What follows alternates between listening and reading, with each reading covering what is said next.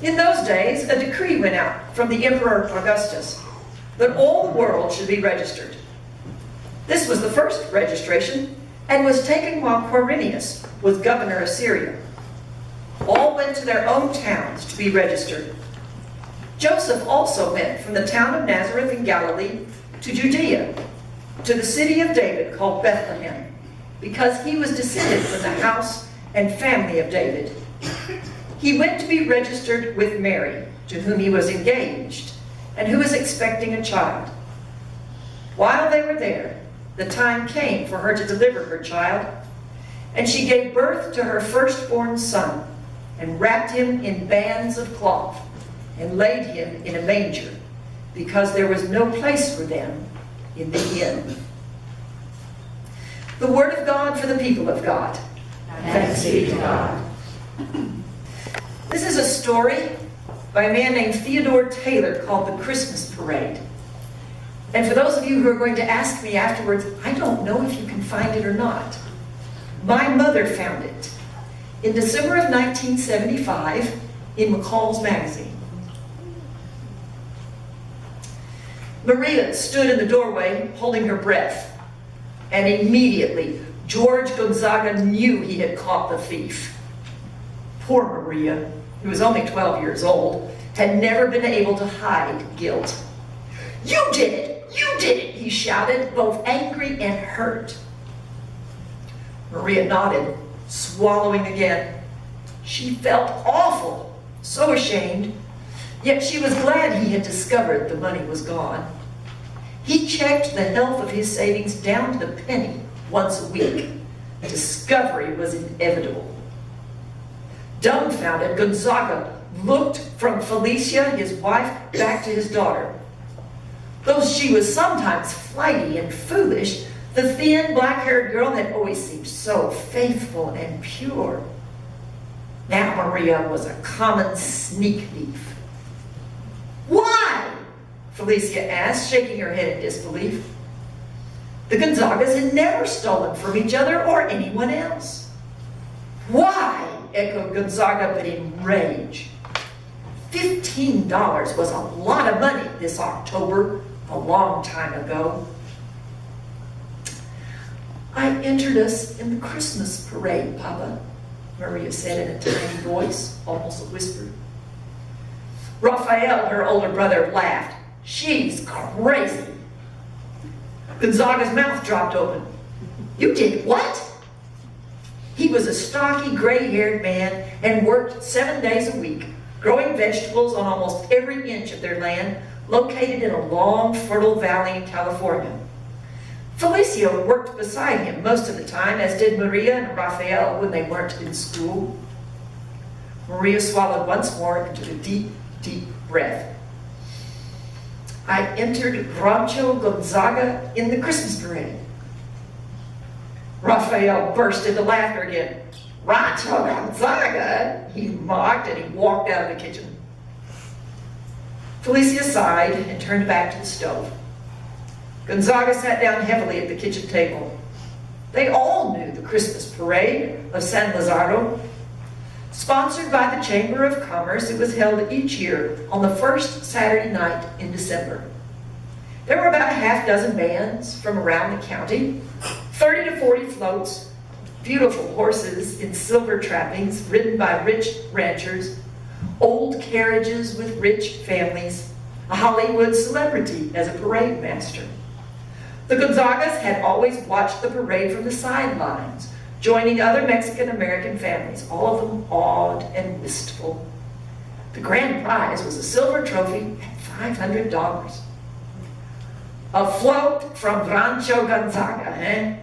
Gonzaga said, staring at his daughter. "Are you insane? They would laugh us off the street. We have a little truck farm here, not Rancho. Why did you do it, Maria?" Maria took another very deep breath. It was very hard to explain. "We were all in the schoolyard." "We?" Gonzaga exploded again. Felicia, who had once been almost as pretty as Maria, returned to the table, spoon in hand, and was looking at her daughter with sadness. She was a serene woman and said, "Shh. to her husband to calm him down. The other girls. They were talking about the floats their families would enter. Louise Webster said they would have real flowers.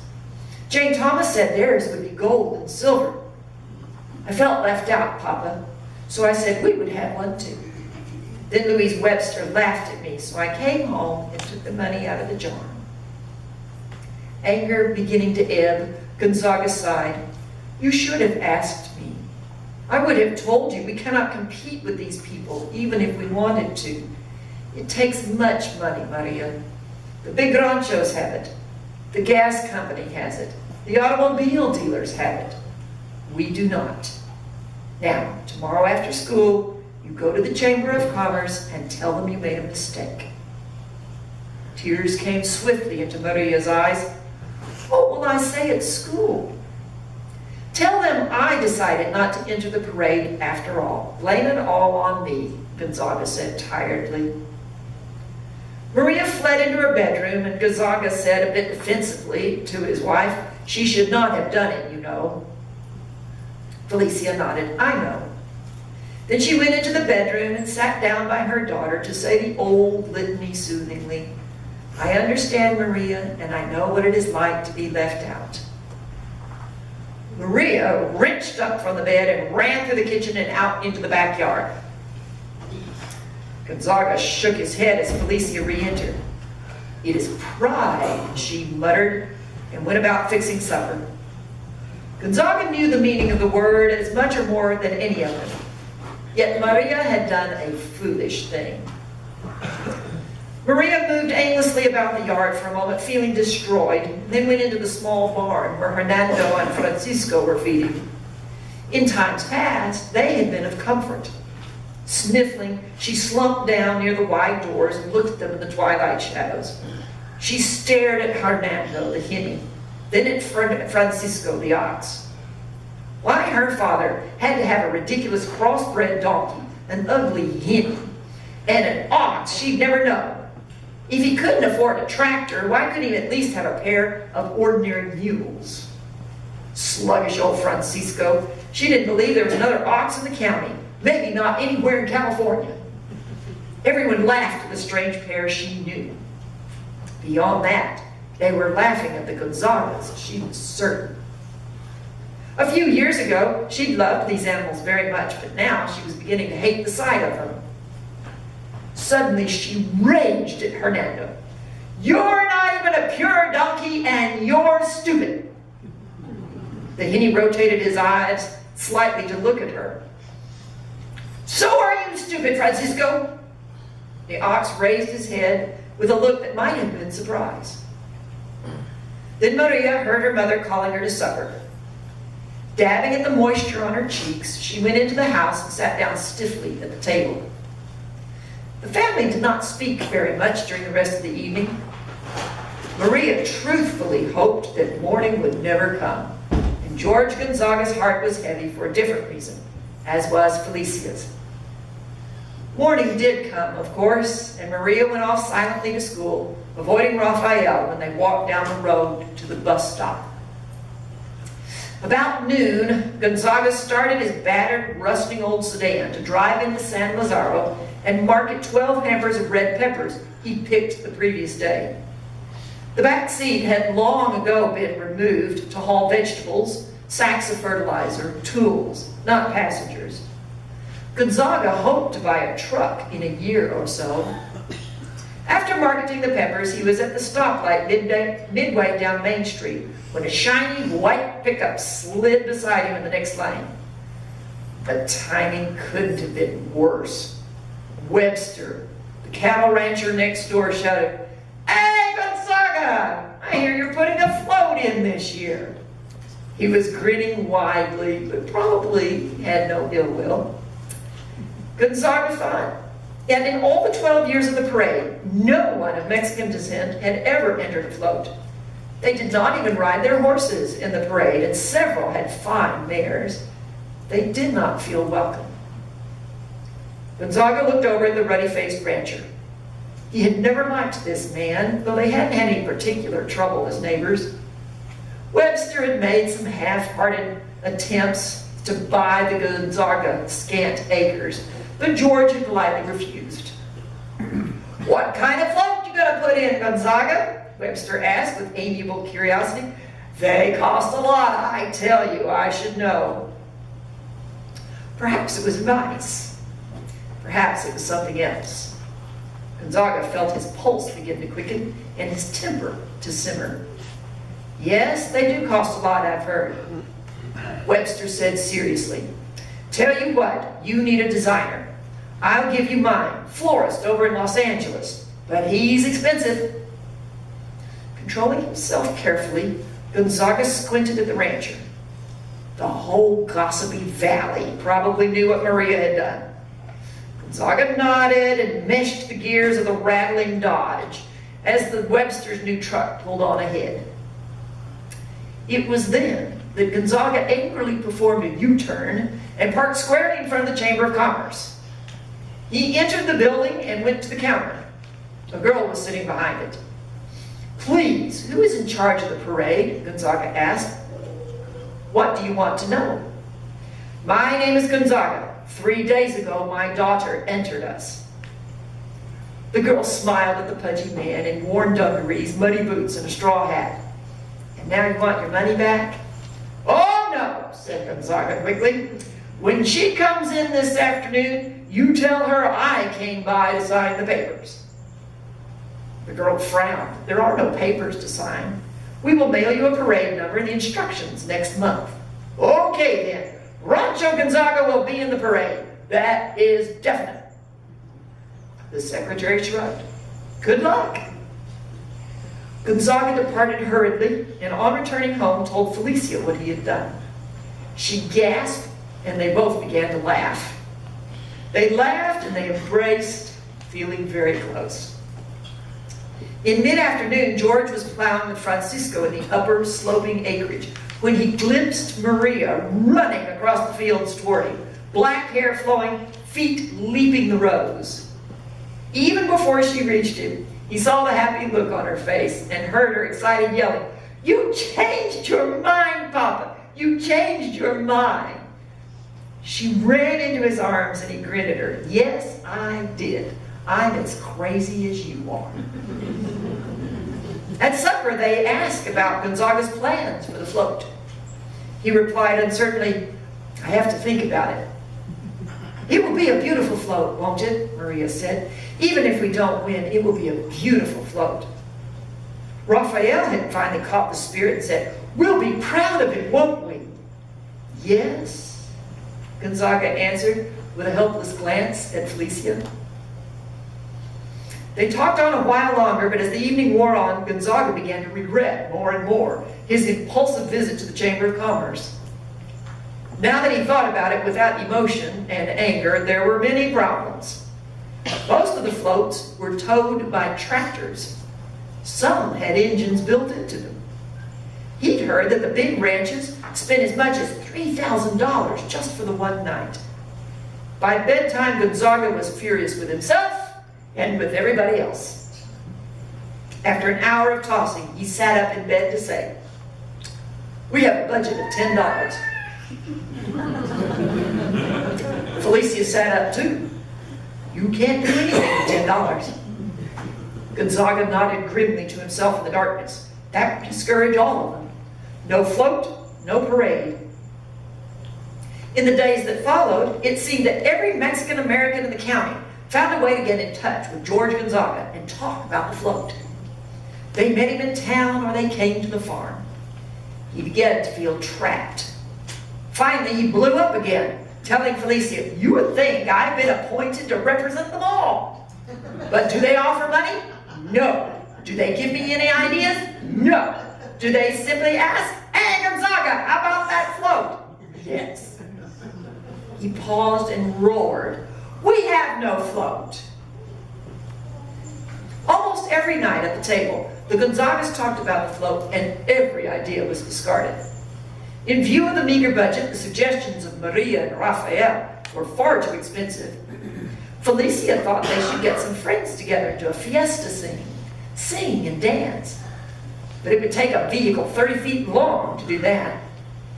Gonzaga could make no contribution aside from suggesting a display of vegetables to represent the rancho.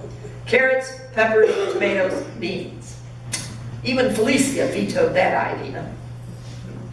By late November, Gonzaga was about to swallow his pride, along with Maria's, Rafael's, Felicia's, and every other Mexican-American near about, and returned to the Chamber of Commerce to announce that Rancho Gonzaga would not be entered after all. He knew Maria would be crushed, but better than making fools of themselves before the entire valley. His mind was almost made up when he entered the barn one chill evening to lock it up. There was a full moon, and some silver shafts of moonlight lay across the straw and animals. Natividad, he thought. That's it! Natividad! He stood looking for a moment and then rushed back into the house. I know what we're going to do, he yelled. About what? The float! Where is your Bible? Felicia got out her old, thick, illustrated Spanish Bible, and Gonzaga leafed the pages excitedly. Towards the back, there was a painting of the Nativity. Part of a stable appeared to be built into a cave. A donkey was visible, as was the head of a cow. Gonzaga said happily, "That's what we'll do, but without the cave. Why didn't we think of it before? It will cost us nothing." Looking over his shoulder, Felicia said approvingly, "It is a good idea." They got a flashlight and returned to the barn, comparing the painting with their own animals. "You see," said Gonzaga, "we have everything, even down to Hernando." The hinny and the ox stared at the oval of light. Gonzaga laughed triumphantly, and Felicia returned to the house, summoning Maria. "Here it is," he said, grinning. "Look at our float." His thick fingers pointed to the figures in the painting. "You'll be Mary. Raphael will be Joseph. I'll build part of a barn on the old flatbed wagon. Hernando will be here," the finger tapped. "Francisco will tow it." Maria was stricken. That dumb hinny? The stupid ox? In dismay, she said, "St. Catherine's always has that float." "Why not two?" Felicia said sensibly. "The other one will not look like ours. They have no animals." Maria groaned. "Everyone will laugh at Hernando and Francisco, then they will laugh at us." Very disappointed, Gonzaga eyed his daughter. "I don't think so. I am a farmer. These are our helpers, and you will be a beautiful Mary." Voice rising, Maria said, "But the floats are supposed to be grand. We'll have two dumb animals and a part of a barn, and I don't want to be Mary." When Raphael came home, he agreed with Maria. What's more, he did not want to be Joseph. Gonzaga raged at them. "This is what we will do, and I will have no more talk about it. Not a word." On the last day of November, in his spare time, Gonzaga began to build the nativity scene on the ancient flatbed that had been used for many things about the farm. He stripped boards from the barn so they would look old and removed part of the worn feed trough for the manger. He kept the painting nearby and several times showed it to both Hernando and Francisco, telling them what was expected of them. Meanwhile, Felicia was busy at her sewing machine. Spending less than the $10 Gonzaga had allotted, she made a white robe for Maria, an exact copy of the painting, and a striped robe of coarse cloth for Raphael. She made a headdress from a towel and a robe for her husband, who would guide Francisco. They went about their work defiantly and would not discuss the subject with the children. On the first Saturday in December, about noon, Gonzaga hosed Francisco down and then washed Hernando. He curried them, talking to them all the while. "Hernando, do not bray while you are on the wagon. You just eat, that's all." To Francisco, he said, "Roll steadily, as you have always done." Looking at them, he could not understand why he had a feeling of approaching disaster, but he did. The instructions had said that all floats must be in position at the east foot of Main Street by 6 p.m., and shortly after 3, Gonzaga hitched Francisco to the flatbed, tying Hernando behind, and began to walk into town. Felicia, Maria, and Raphael were to follow later in the old sedan, bringing the robes and one of Maria's old dolls to represent the Christ child. As Gonzaga walked along the road, several cars and trucks slowed, the occupants staring at the odd sight of an ox pulling a flatbed with the flimsy barn section and a queer-looking donkey tied behind. Gonzaga himself realized it all looked a little idiotic. Reaching San Lazaro at sunset, just about 5, Gonzaga was immediately tempted to turn around and walk home. The other floats were things of beauty, particularly Webster's, with its banks of fresh flowers. But he was glad to see that Webster's was number 16, well behind his own 9th position. Just then, Felicia arrived with Maria and Raphael. As they stepped out of the car, Gonzaga forced himself to be cheerful, walked over. "Everything is fine," he said. "You see, the night is beginning to help us. You'll be beautiful, Maria. So will you, Raphael." They barely answered. Felicia, surveying the other floats, said with slight grimness, "Ours is different." "That's good." Maria shivered in the twilight chill, and Gonzaga said, "Stay in the car until I call you," and then went about putting on his robe. He joked feebly with Felicia, "I look like an Arab." In a few minutes, an official walked up to tell Gonzaga that the floats were beginning to line up and that he should move down the street into the proper spot. Mercifully, the official made no comment about the Rancho Gonzaga entry. Gonzaga then led Hernando up the ramp onto the flatbed and led Francisco a half a block down to get into the 9th position between a fine float sponsored by a large ranch and one entered by the co-op. Felicia stayed near him. She said with some fierceness, "Whatever anyone thinks, our own people will know that we tried hard. They will applaud us, I'm sure." Gonzaga nodded tensely and lit the lantern that would cast an orange glow over Maria and the manger.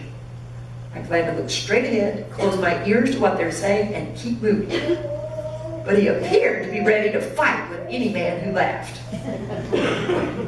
Just before 6, Felicia returned to the car to get Maria and Raphael. A moment later, they climbed up warily to take their places. Then Gonzaga and Felicia stood back to look at the float and were suddenly overwhelmed. The evening shadows made the scene almost a duplicate of the painting. Only the cow was missing. It was breathtakingly real, even Hernando munching on alfalfa near the Christ child. Felicia said to Maria, "I wish you could see yourself. You are beautiful. Just look down at him. Stay still." Maria, sensing what had happened, said, "I feel beautiful. I do." Even Raphael noticed what the night had done to the float. His sour look had vanished. He asked, "How am I?" "You are both fine," said Gonzaga, moving proudly and confidently to stand up by Francisco. Promptly at 6, the band began to play and Gonzaga heard a long blast on a whistle. He waited until he saw the float ahead begin to move, and he said to Francisco, "Now we go." The ox stayed absolutely motionless. Gonzaga, having had other such experiences, though they had been infrequent, said calmly, "Francisco, we go now," and grasped the handmade headstall. Francisco paid not the slightest attention. There was some laughter from the sidelines. The funny Mexican was having trouble with his ox, all predictable. Gonzaga, keeping his voice down, said in Spanish, "Why are you doing this to me? We must go." Then Gonzaga jerked Francisco savagely. "Move!" he shouted in English, but Francisco did not budge. Laughter grew, along with appropriate remarks. Gonzaga glanced back at Maria and Raphael. They looked demolished.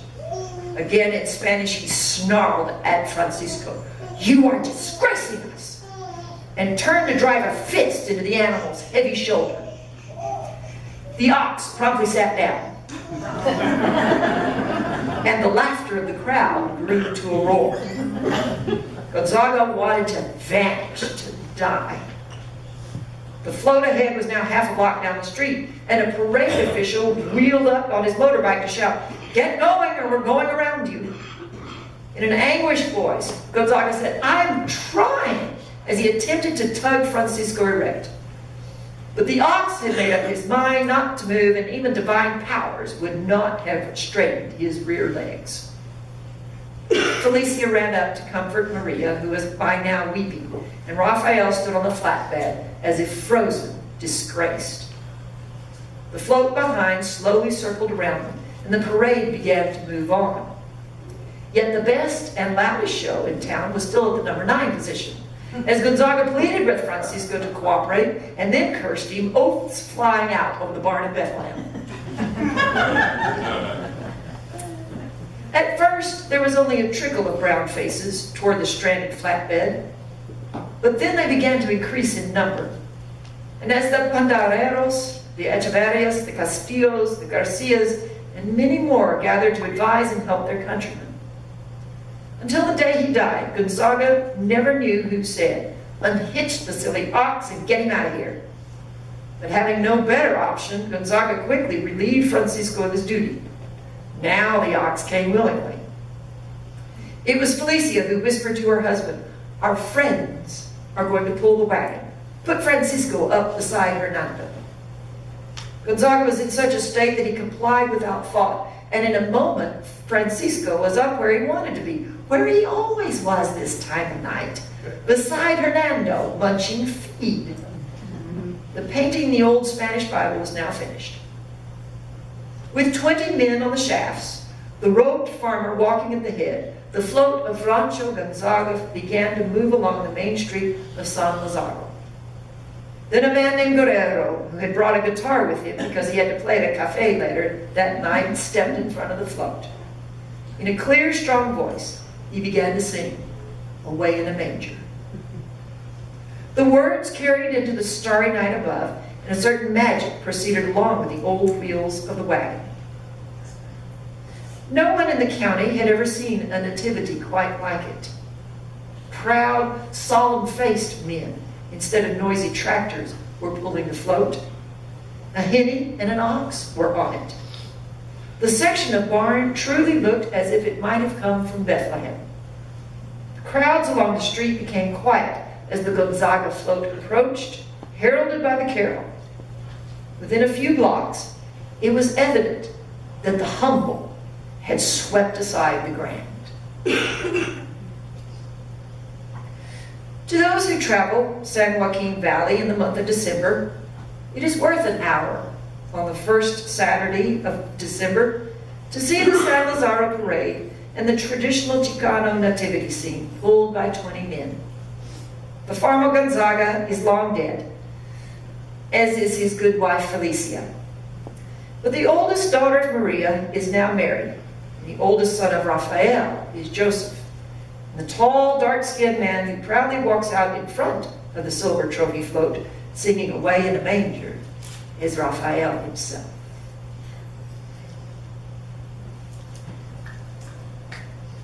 Merry Christmas.